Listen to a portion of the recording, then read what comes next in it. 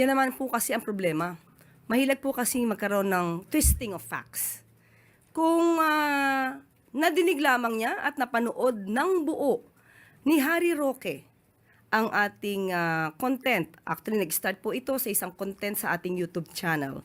Dahil nung nag-circulate po ang larawan na ito, minabuti ko pong makausap at magtanong mismo sa secretary ng DFA, si Secretary Tess Lazaro, dahil nakita po nga natin to at hindi ko ninais na magkaroon ng nagpahid ng anumang akusasyon sa ating Ambassador Luli Arroyo Bernas. So bago po natin ito kinontent, ay itinanong natin mismo kay Secretary Tess Lazaro.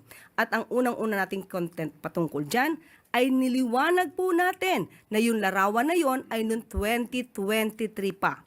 So yun nga po ang mahirap kay Harry Roque. Nakikinig yata siya sa chismis at hindi niya pinanonood ng buo yung pinaka-content natin. Mismo sinabi natin na wala pong bagong larawan at wag nating pahira ng anumang akusasyon si Ambassador Luli Arroyo Bernas. Pero ang sinabi po natin bilang representative ng Pilipinas, hindi po magiging maganda kung magkakanlong ng fugitive. Sana naman po ay naintindihan niya kung anong ibig sabihin ng pagkakanlong. Ang pagkakanlong po ay pagtatago sa isang fugitive. Hindi po natin sinasabi na dapat na wag tulungan ang isang fugitive. Mas maganda po talagang tutulungan ang isang fugitive na makabalik sa Pilipinas. Pag sinabi po natin pagkakanlong, yun po ay pagtatago.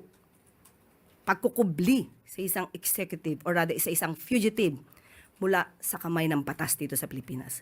So, mas maganda po kay Harry Roque, intindihin muna po ang buong video, panoorin niya, para po hindi naman po siya nagiging source palagi ng fake news.